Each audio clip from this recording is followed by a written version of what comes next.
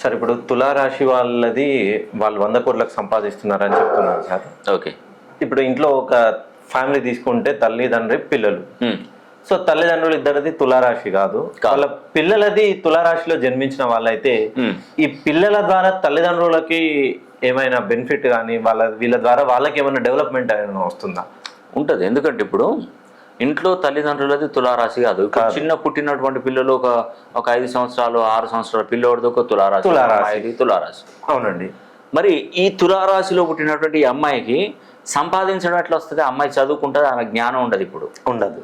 ఏమో ఉద్యోగం చేస్తుందా, వ్యాపారం చేస్తుందా, ఇంకెక్కడికైనా వెళ్ళగలుగుతుందా? చిన్న పాప ఏం చేస్తుందండి?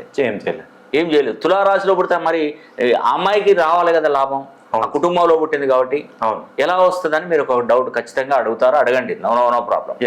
అయితే నేను అనేది ఏంటంటే, ఇంట్లో తులారాశి వారు చిన్న పిల్లలు జన్మిస్తే ఆటోమేటిక్గా తల్లిదండ్రులు డెవలప్మెంట్ అవుతారు. ఓకే.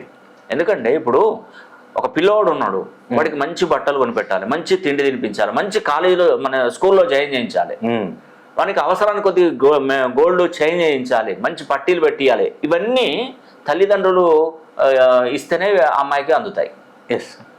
అంతే కదా. ఇప్పుడు తండ్రి సంపాదిస్తేనే కదా పిల్లోడు మంచిగా బ్రతికేది. అవునండి. ఒక తండ్రి సంపాదనను బట్టి పిల్లోడు ఎట్లున్నాడో చూసి చెప్పొచ్చు. వాడు చదివే కాలేజీ స్కూల్ బట్టి చెప్పొచ్చు.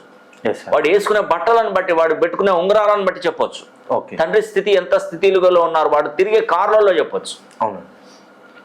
అంటే తల్లిదండ్రులు బాగుంటేనే పిల్లలు బాగుంటారండి, వాళ్ళకేం లేదు. అందుకే తులారాశిలో జన్మించిన పిల్లలు ఉంటే తల్లిదండ్రులు ఆటోమేటిక్గా కోటీశ్వర్లు అవుతారు. ఓకే. అది అన్ని వేళలా కాదు, ఇప్పుడు రాబోయే 8 సంవత్సరాలు మాత్రమే. ప్రతిసారి కోటీశ్వర్లు అయితే కాదు. అది ఒక టైం అనేది ఉంటుంది ఖచ్చితంగా. ఆ టైంలో మీరు బాగుపడతారు. అందుకే నేను చెప్తున్నాను, ఇప్పుడు ఈ సంవత్సరం ఈ నెల 25వ తారీఖు నుండి తులారాశి వారికి 8 సంవత్సరాల రాజయోగం ఏర్పడుతుంది. ఓకే. మీ ఇంట్లో చిన్నపిల్లలు తులారాశిలో జన్మించినా మీరు అదృష్టవంతులు అవుతారు. కానీ నేను ఒకటే అడుగుతున్నాను, పిల్లలకి ఆస్తులు సంపాదించి పెట్టకున్నా పర్వాలేదు, మంచి సంఖ్యాబలం ఉన్నటువంటి పేర్లను పెట్టండి. ఓకే. చక్కటి పేర్లు పెట్టండి, పిల్లలకి అదృష్టాన్ని ప్రసాదించే పేర్లు పెట్టండి. మీరు ఏ పేరు తీసుకొచ్చినా నేను చేసి కరెక్షన్ చేసి ఇస్తాను, తప్పులేదు. కానీ మీకు మంచి జరుగుతుంది, మీ పిల్లోడికి మంచి జరుగుతుంది. పేరు ఒక్కసారి మీరు తప్పు చేసి ఏదో మీ ఇష్టం ఉన్నట్టు పేర్లు పెట్టుకుంటే కుదరదు అసలే. నా దగ్గరికి రావాలి, నేను పేరు పెట్టాలి మీ పిల్లోడికి. మీ పిల్లోడు అదృష్టంగా ఎదగాలి.